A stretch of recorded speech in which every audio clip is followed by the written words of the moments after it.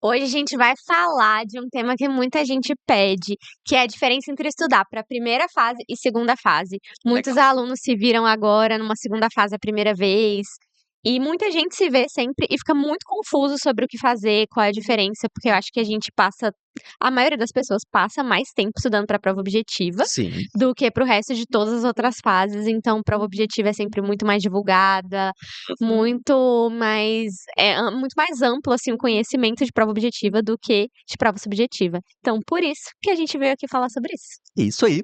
E olha, eu já chego já colocando uma opinião bem minha aqui. Se você tá começando, esquece prova discursiva. Sério Concordo mesmo. plenamente. Por quê? Porque prova discursiva te demandará estudar algumas coisas de forma um pouco diferente. E é tão difícil passar na objetiva, a objetiva reprova mais de 90% das pessoas, tal, que é melhor você concentrar toda a sua energia nisso, sabe? E aí depois você faz ajustes necessários para a discursiva.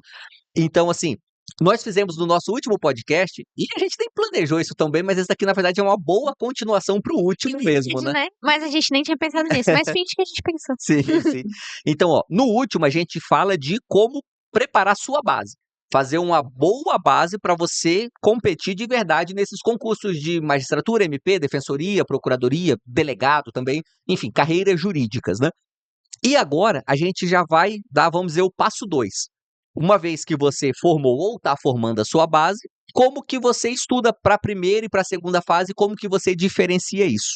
Bom, eu Beleza? já quero, Ah, também dar minha opinião aqui, porque isso é uma coisa que muita gente pergunta. Eu também acho que você tem que esquecer que existe prova subjetiva antes de prova objetiva. Tem muita gente que fala: "Ah, não, você tem que ir treinando no fim de semana". Eu sou super contra isso, porque não adianta nada você ser muito bom em prova subjetiva e uhum. não passar na Que era objetiva. o seu caso, né? Sim, por Explica, isso eu tenho lugar de fala. fala aí rapidinho, mais ou menos o seu histórico, assim, só para demonstrar como é que era Bom, esse. o meu histórico é o seguinte, eu reprovei umas 30 provas objetivas, eu tô chutando, assim, eu não sei se Uhum. foi isso mesmo, sei lá, 20 ao total, nem tudo de defensoria, eu fiz umas coisas aleatórias também.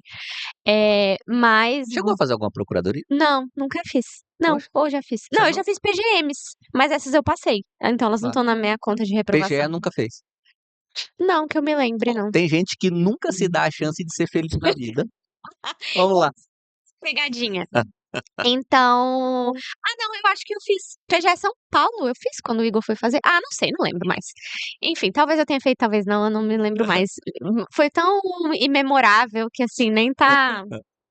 Mas o que eu estava dizendo, que é mais importante, é que, então eu reprovei muito em prova objetiva, e aí quando eu cheguei na minha primeira subjetiva, eu passei. Então, é claro que isso foi fruto também de um estudo direcionado e foi o fruto de todas as minhas reprovações, porque eu construí uma base, Uhum. apesar de não ter feito de forma muito linear, eu construí uma base sólida, de tanto que eu tive que estudar para a prova objetiva. Sim. E claro que, assim, cada banca é de um jeito também, isso é uma coisa que acho que é interessante a gente conversar depois, mas o estudo para subjetiva é um estudo que segue ali a mesma linha, que é uma linha muito diferente da objetiva, então eu realmente acho que deixa pra lá, não começa nisso agora, e depois você vai ter tempo, pelo menos 2, 3 meses, pra ficar ali grudado com seu vade-mecum o tempo inteiro. Então essa é a primeira coisa mesmo. Isso aí. Mas eu acho que a gente tem que fazer uma ressalva aqui, já vamos colocar um asterisco aqui antes de ir para o conteúdo principal. Existem alguns concursos raros, mas que em procuradorias existem, que tem primeira e segunda fase Ah, no mesmo final de semana. Defensoria já teve isso também, Rondônia foi assim, Pará, que foi a minha primeira aprovação, foi assim. Olha só. Eu tinha certeza que eu ia reprovar, assim, na subjetiva depois, porque eu estava só focada na objetiva. Uhum. Eu fiz o que eu fiz? Eu vi estrutura de peça, Legal. porque isso aí não tinha como, eu precisava saber a estrutura da peça, ainda mais porque era Sebrasp, então é aquela coisa super formal. Uhum. Então eu fazia isso realmente é um asterisco bom, porque em defensoria também acontece de ter 2 fases juntas. Isso. Nesse caso, eu sempre recomendo para os alunos estudar para a discursiva só depois do edital também, Uhum, sabe? Porque aí você vai ter que realmente misturar um pouco de estudo de primeira e segunda fase, mas pelo menos você não fica fazendo essa antecipação antes de sair o sim, edital. E também entre acho. o edital e a prova é muito difícil a gente ter menos de 60 dias, geralmente entre 60, 90, às vezes até mais de 90, e aí dá tempo. para você Sim. pegar essas estruturas, para você dar uma revisada em jurisprudência, enfim, fazer coisas específicas para discursiva, que é o que a gente vai chegar daqui a Sim. pouquinho, né? Mas então, ó, beleza. Se a pessoa tem que. Se existem diferenças entre estudo para a primeira e para a segunda, vamos começar falando um pouquinho do estudo para a primeira, Sim. e aí daqui a pouco a gente diferencia para a segunda. Primeira fase, a gente sabe, uns 70% das questões é lei seca.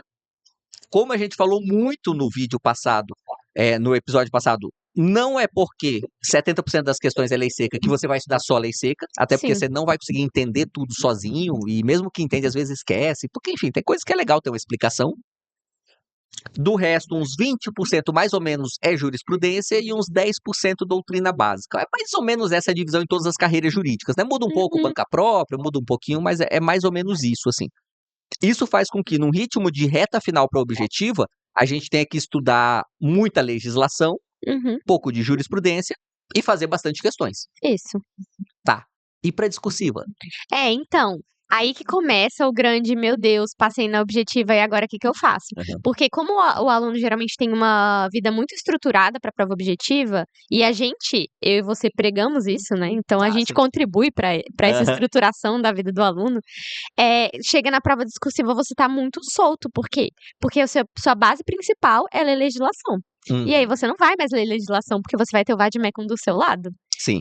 Lembrando, Então, para quem está um pouco familiarizado, a ampla maioria das provas discursivas tem consulta ao sim. vade-mecum, né? Alguns poucos concursos não, mas é exceção. Em regra, você Por pode exemplo, a consultar o analista de vade-mecum. São Paulo agora não vai Não vai. poder consultar. Hum. Mas mesmo assim, eu não acredito que vai cair uma questão assim, decoreba de lei seca, que você precisa ficar lendo lei seca.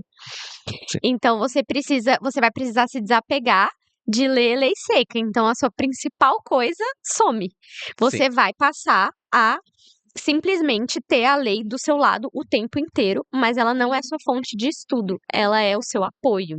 Então isso já é uma grande virada de chave ali na prova subjetiva.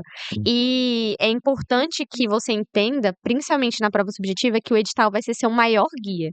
Então, eu não sei como é em PGE, mas em defensoria cada prova é mais ou menos de um jeito, então pesos são diferentes, mesmo dentro da FCC, que tem a sua mesma linha. Por exemplo, em Goiás tinha uma questão de tributário, na Paraíba tinha uma questão só de execução penal.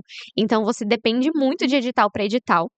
Hum. O peso que você tem que levar para o seu estudo, ou seja, eu tenho uma peça, por exemplo, Pernambuco vai ser super diferente, vai ter só uma peça e duas questões. Sim. Então, isso vai te guiar. PGE São Paulo eram 2 peças e 18 questões. Tá vendo? Chupa. Sério, uma loucura. Então, o que que você, para essa prova, você vai fazer um estudo totalmente diferente do estudo Sim. que a pessoa vai fazer para Pernambuco. Essa prova é prova de maratona. Você tem que ficar ali, ó, só fazendo questão, Galera, sai questão, com a mão questão, doendo, questão. só. E tem que treinar muito, a gente vai chegar lá, Uhum. nessa parte do treino. Então, bom, essa é a primeira coisa. Você vai ter que mudar o jeito que você vê os pilares do estudo, mas eles ainda têm que continuar existindo. Eu sempre falo que os pilares do estudo são questão, doutrina, jurisprudência e lei seca. Você ainda vai manter essas 4 coisas, só que todas elas vão ser de fontes diferentes e de jeitos diferentes agora. Então bora chegar nessas diferenças, Tá. beleza? Ó, lembrando, galera, se você tá um pouco perdido, assim, tipo, não tô entendendo bem como é que estuda pra primeira fase antes e tal, dá uma olhada no nosso último episódio, que quando a gente fala de estudo pra formar base, aquela vamos dizer assim, é a base mesmo, pra agora a gente apontar algumas diferenças pra prova discursiva, beleza?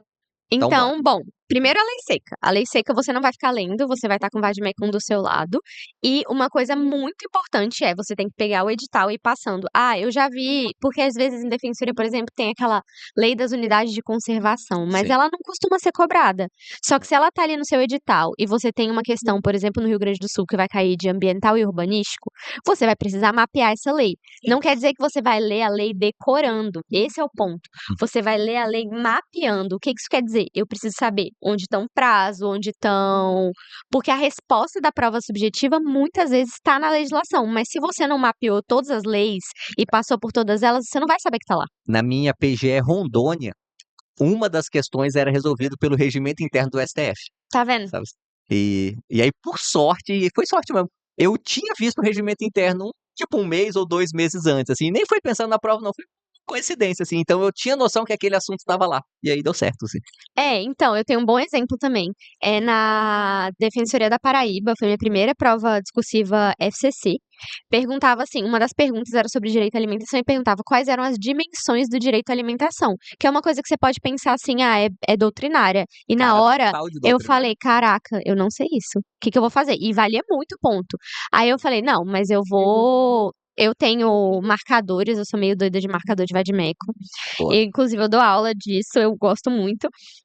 Eu tenho marcadores de direitos da alimentação. Então, eu fui nos meus marcadores de direito à alimentação, fui na lei do Sistema Nacional de Alimentação.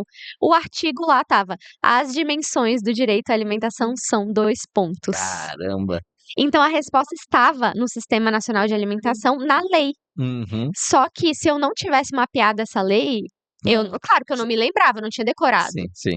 Eu não teria Não, respondido você isso. já ia começar assim, né? Segundo a doutrina É. majoritária. Sabe?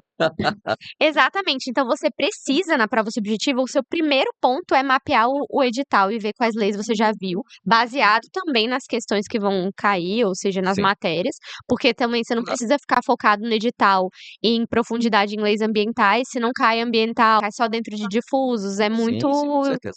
difícil Não, de cair. para concurso sempre vale essa lógica do custo-benefício, né? Sempre. Tem muita coisa que não dá tempo de estudar, então tem coisa que é melhor você deixar de lado e só orar para não cair. Exato. Então a lei seca, ela vai ser isso, ela vai ser mapeada, mas não é para ela ser lida e decorada. Legal. Então esse já é o primeiro pilar que a gente já tem ele super diferente Uhum. na prova subjetiva. Daí a gente passa para doutrina. Doutrina que tem uma certa importância, por quê? Porque às vezes pode vir uma questão doutrinária. Não é muito comum, mas às vezes tem, ou então um dos itens da questão ser doutrinário. Sim. Não sei como é em PGE, mas acontece Não, mesma isso. coisa, muito comum. E também é muito comum vir essa doutrina, que a gente chama de doutrina, mas na verdade é algo tão batido que já ficou básico. Assim, não é de um doutrina, dois específico, tipo uma classificação, sabe? Isso. Coisa assim, é bem comum. Então você precisa tapar os buracos doutrinários ali, os seus buracos doutrinários, para você ver se você, por exemplo, cai uma questão de teoria da Constituição.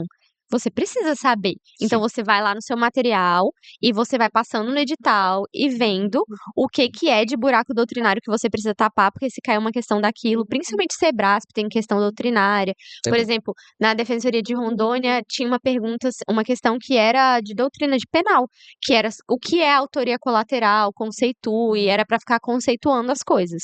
Hum. Então, esses conceitos você precisa ver. Teoria do crime, que é uma coisa chatíssima. Uma coisa que eu vejo com frequência também é o nome doutrinário de uma coisa legislativa, Uhum. sabe? Isso cai com frequência, assim. Então, tipo, legislação, licitação fracassada, sabe? Sim. Que aí na 8666 não tinha esse nome em lugar nenhum. A doutrina que deu esse nome. E aí cai. Backlash, sei lá, Backlash. legislativo, enfim. Uhum. Então você precisa ter esses. A doutrina ela vai ser vista dessa forma, de forma pontual. Você nunca vai conseguir ver tudo, em Sim, hipótese claro. nenhuma, em nenhuma fase. Mas você precisa disso. E aí a gente já tem como estudar a lei seca, como estudar a doutrina, e aí agora a gente passa para a jurisprudência. Na minha opinião, aí eu quero saber a sua, a jurisprudência ela toma uma proporção um pouco maior agora. Ó, eu faço a comparação que a jurisprudência ela tá para a segunda fase igual a lei seca tá para a primeira, sabe? Assim, se você tá na dúvida, eu não sei o que estudar agora para ser, cara, pega uns informativos e vai lendo. Você não tá perdendo seu tempo, sabe? A chance de você achar uma questão ali é bem grande.